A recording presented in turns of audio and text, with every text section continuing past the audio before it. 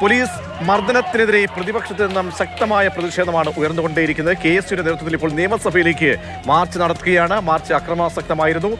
സംസ്ഥാന പോലീസ് ആഭ്യന്തര വകുപ്പ് ഉൾപ്പെടെ പരാജയമാണ്. അതുകൊണ്ട് തന്നെ ഈ ആരോപണ വിധേയരായിട്ടുള്ള പോലീസുകാർക്കെതിരെ ശക്തമായ നടപടി ആവശ്യപ്പെട്ടുകൊണ്ടാണ് ഇപ്പോൾ നിയമസഭയിലേക്ക് മാർച്ച് KSUവിന്റെ നേതൃത്വത്തിൽ നടക്കുന്നത്.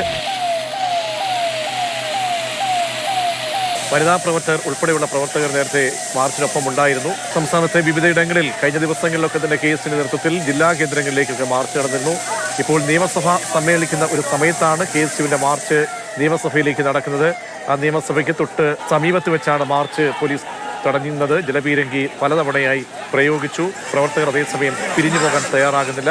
ജലപീരങ്കി പ്രയോഗിച്ചതിന് തൊട്ട് പിന്നാലെ വീണ്ടും അതേ സ്ഥലത്ത് അതേ പോയിന്റിൽ ബാരിക്കേഡിന് മുന്നിലേക്ക് പ്രവർത്തകർ എത്തിച്ചേരുകയും പോലീസിനെതിരെ മുദ്രാവാക്യം വിളിച്ചുകൊണ്ട് വനിതാ പ്രവർത്തകർ ഉൾപ്പെടെ എത്തുകയാണ്. ജലപീരങ്കി അങ്ങനെ പ്രയോഗിച്ചുകൊണ്ട് പോലീസ് ഈ പ്രതിഷേധത്തെ നേരിടാൻ ശ്രമിക്കുകയാണ്. കെട്ടിവെച്ച കയറിപ്പോൾ അവർ അഴിച്ചു. ഒരു ഭാഗം അഴിച്ചിട്ട് ബാരിക്കേഡ് മറിച്ചിടാനുള്ള തീവ്ര ശ്രമമാണ് നടത്തിക്കൊണ്ടിരിക്കുന്നത്. വലിയ പ്രതിഷേധം നേരത്തെ കണ്ടു. നിരവധി തവണയാണ് ജലപീരങ്കി പോലീസ് പ്രയോഗിച്ചത്. പ്രവർത്തകർ പിരിഞ്ഞു പോകാൻ തയ്യാറായിട്ടില്ല. ഇപ്പോഴും സംസ്ഥാന സർക്കാരിനെതിരെ ആഭ്യന്തര വകുപ്പിനെതിരെ പോലീസിന്റെ അതിക്രമങ്ങളിൽ പ്രതിഷേധിച്ചുകൊണ്ട് ശക്തമായ മുദ്രാവാക്യം വിളികളുമായി നിരവധി പ്രവർത്തകർ വനിതാ പ്രവർത്തകർ ഉൾപ്പെടെ ഈ പ്രതിഷേധത്തിനൊപ്പം ചേരുകയാണ്.